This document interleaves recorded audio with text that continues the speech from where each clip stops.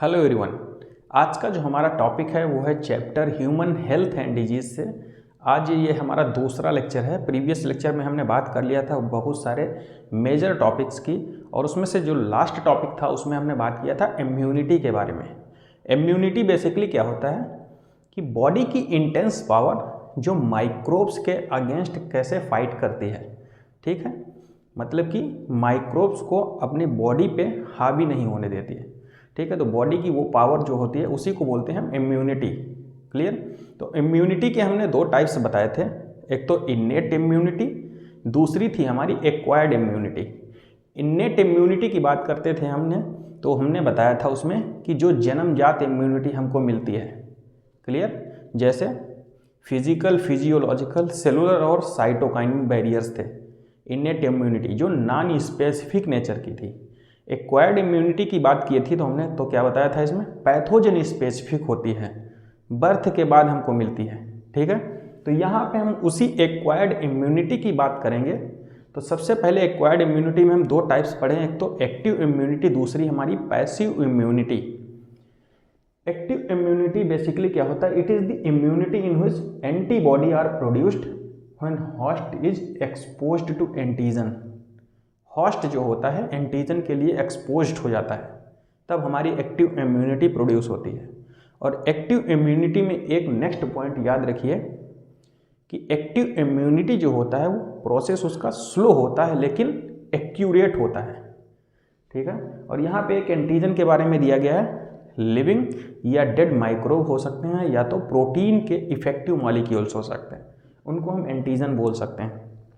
तो ये वाला पॉइंट जरूर याद रखिए कि एक्टिव इम्यूनिटी जो होता है उसका प्रोसेस स्लो होता है लेकिन फुल्ली एक्यूरेट होता है। क्लियर, फुल्ली इफेक्टिव होता है। ये जो दो हैं इंपॉर्टेंट हैं, नहीं उतना इंपॉर्टेंट नहीं है। Injecting microbes deliberating during the immunisation.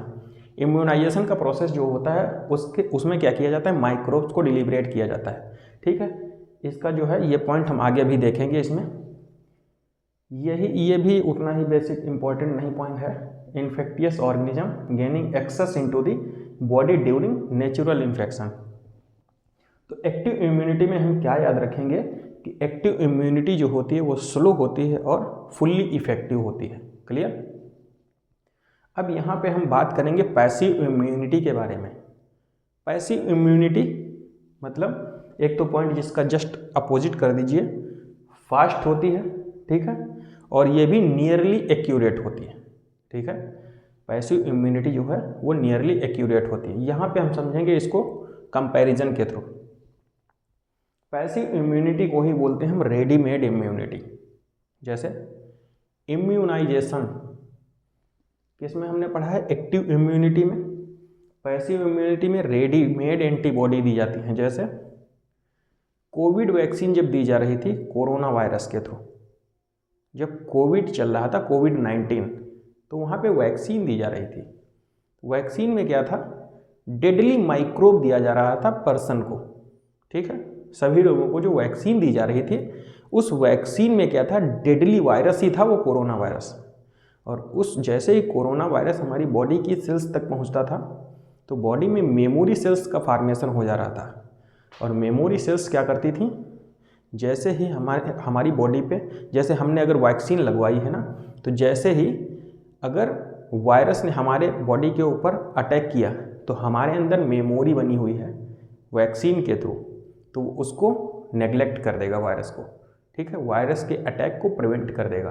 तो किस में आ जा रहा है, इम्यूनाइजेशन में, एक्टिव इम्यूनिटी में। लेकिन अब पैसिव इम्यूनिटी क्या होती है, सपोज दैट किसी के अगर स्नेक बाइट हुई, किसी के सांप ने काट लिया है, तो ऐसा तो है नहीं कि 2-3 महीने तक उसमें इम्यून सिस्टम डेवलप किया जाएगा, एंटीबॉडी का फार्मेशन किया जाएगा।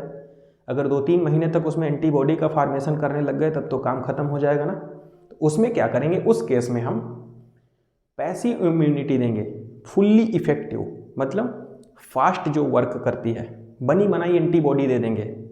ठीक, तो वही बात कह रहा है, रेडीमेड एंटीबॉडी दी जाएगी and directly given to protect the body against foreign antigen.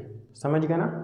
Example, antibody IgA जो मदर का पहला मिल्क होता है, डिलीवरी के बाद येलो कलर का होता है, उसमें एंटीबॉडी होती है IgA, जो डेवलपिंग जैसे चाइल्ड जो होता है उसके डेवलपमेंट के लिए, हर तरीके से डेवलपमेंट के लिए इम्पॉर्टेंट होता है, ठीक है। और जो येलोइश कलर का जो मिल्क होता है उसको बोलते हैं क्या, कोलेस्ट्रम। क्लियर। दूसरा क्या कह रहा है, foetus receive some antibodies through the placenta. Placenta के थ्रू भी कुछ कुछ एंटीबॉडी जो है वो फीटस तक पहुंचती रहती हैं। अब बात कर लेते हैं वैक्सीनेशन एंड इम्यूनाइजेशन। तो यहाँ पे जैसे आपसे एक क्वेश्चन पूछेगा, IgA जो है एंटीबॉडी, वो एक्टिव इम्यूनिटी का एग्जाम्पल है या पैसिव, तो क्या बोलेंगे हम, पैसिव इम्यूनिटी, मदर के थ्रू जा रही बच्चे के अंदर। वैक्सीनेशन एंड इम्यूनाइजेशन की बात करते हैं। वैक्सीनेशन किस पे बेस होता है, हमने क्या बताया था, कोविड-19 की जो वैक्सीन दी जा रही थी, तो जो डेडली माइक्रोब हमारी बॉडी के अंदर दिया जा रहा था वैक्सीन के थ्रू, तो वैक्सीन के लिए, वैक्सीन से क्या होती, मेमोरी सेल जनरेट हो जा रही थी। मेमोरी मतलब याद बन जा रही थी, ठीक है। जैसे वायरस ने अटैक किया तो जो मेमोरी बनी है कि भाई ये कोविड वायरस ही है, इसको हटाना है, तो वैक्सीनेशन किस पे बेस्ड होगा, मेमोरी सेल्स पे, ठीक है। तो क्या लिखा, based on property of memory of immune system, ठीक है। तो मेमोरी सेल्स पे बेस्ड है। दूसरा क्या कह रहा है, वैक्सीनेशन इज, करता क्या है vaccination, preparation of antigenic protein, मतलब एंटीबॉडी का फॉर्मेशन कर लेता है हमारी बॉडी के अंदर, ठीक है। एंटीबॉडी का फॉर्मेशन हो जाएगा, और वायरस क्या होगा, एंटीजन होगा, तो एंटीजन जो है, एंटीबॉडी जो है एंटीजन को ख़त्म कर देगी। तो क्या कह रहा है, preparation of antigenic proteins of pathogen और inactivated weakened pathogen are introduce into the body, वही कह रहा है, ठीक है। वैक्सीनेशन जो है जनरेट क्या करता है, बी और टी सेल्स को, बी से बोन मैरो, टी से थाइमस, ये वही की बात कर रहा है। Vaccine also generate B and T cells. In case of deadly microbes quick response is required, ठीक, अभी हमने बताया जो डेडली माइक्रोब्स के बारे में बता रहा था। नेक्स्ट क्या कह रहा है, एग्जाम्पल देखो, डायरेक्टली इंजेक्टेड परफॉर्म्ड एंटीबॉडीज और एंटीटॉक्सिन, ठीक है। नेक्स्ट क्या है, immunisation against tetanus, ATS, anti tetanus serum and snake bite. In case में क्या होगा, हमने बताया था ना, 2-3 महीने का गैप नहीं ले सकते हैं एंटीबॉडी के जनरेशन के लिए, डेवलपमेंट के लिए, तो इसमें क्या होगा, रेडीमेड बनी बनाई वैक्सीन दे देंगे, ठीक है। तो ये भी पैसिव इम्यूनिटी का एग्जाम्पल हो जाएगा। अब देखो बात करते हैं यहाँ पे recombinant DNA technology. Recombinant DNA technology का यूज किस में करेंगे हम, लार्ज प्रोडक्शन होगा वैक्सीन का, वैक्सीन के लार्ज प्रोडक्शन करना हो, देखो क्या कह रहा है, large scale production of vaccine. पहला पॉइंट क्या कह रहा है, production of antigenic polypeptide of pathogen in yeast या बैक्टीरिया। और इसमें जो मेन पॉइंट जो है वो एग्जाम पॉइंट ऑफ व्यू से बहुत इंपॉर्टेंट है, हर एक एग्जाम में पूछा जाता है, वो क्या है, हेपेटाइटिस बी जो वैक्सीन है, हेपेटाइटिस बी, ठीक है। नॉन क्यूरेबल डिजीज है ना, बहुत सारी नॉन क्यूरेबल डिजीज पढ़ी थी, हेपेटाइटिस बी, HIV, ठीक है, और कौन सी थी, हर्पीस थी, एड्स थी, हाँ HIV, वही HIV वायरस के तो वही हेपेटाइटिस बी जो वैक्सीन है जिसका प्रोडक्शन रिकॉम्बिनेंट DNA टेक्नोलॉजी के थ्रू किया जाता है, किससे बनाई जाती है, तो उसका आंसर हो जाएगा यीस्ट। ये जरूर याद कर लीजिए, हेपेटाइटिस बी वैक्सीन किससे बनाई जा रही, यीस्ट से। अब एलर्जी हम क्या देख रहे हैं यहाँ पे, एलर्जी क्या होती है, एग्जैजरेटेड रिस्पॉन्स, एग्जैजरेटेड मतलब क्विक रिस्पॉन्स होता है हमारे इम्यून सिस्टम का इन्वायरमेंट के लिए। जैसे कहीं पे जा रहे हैं, धूल उड़ रही है, ठीक है, तो हमें छींक आने लगती है, स्नीजिंग होने लगती है, ठीक है, आंखों में पानी भर जाता है, वाटरी आइज हो जाती हैं। क्लियर। देखो क्या कह रहा है, exaggerated response of immune system to certain antigen present in environment. Environment में कुछ ऐसे एंटीजन प्रेजेंट होते हैं जिसकी वजह से हमारा इम्यून सिस्टम जो होता है बहुत जल्दी सेंसिटिव होने की वजह से ये सब सारे सिम्टम्स शो कर देते हैं। कौन कौन से सिम्टम्स, स्नीजिंग हो गया, आंखों में पानी भर गया, नाक बहने लगी, रनिंग नोज, और सांस लेने में कठिनाई, ये सारे सिम्टम्स आने लगते हैं। तो क्या बोलते हैं उसको कि भाई एलर्जी हो रही है हमको, क्लियर। और एलर्जी जो हमने ये क्या बताया अभी यहाँ पे देखो, एंटीजन जो है, एलर्जी को कॉज करने वाले एंटीजन उनको क्या बोलेंगे, एलर्जेंस। ठीक है, ये एलर्जेंस कराते क्या हैं, मास्ट सेल से हिस्टामिन एंड सेरोटोनिन को सिक्रीट करा देते हैं, इसकी वजह से ये सारे एलर्जी के सिम्टम्स शो हो जाते हैं। ठीक है, अब ठीक है, किसकी वजह से, IgE जो एंटीजन है प्रोड्यूस अगेंस्ट एलर्जेंस। ठीक है, अब एलर्जी को इनको इनहिबिट कैसे करेंगे, रिड्यूस कैसे करेंगे, तो क्या देंगे हम इसको, देखो, allergy is due to release of chemical substance histamine and serotonin from mast sales.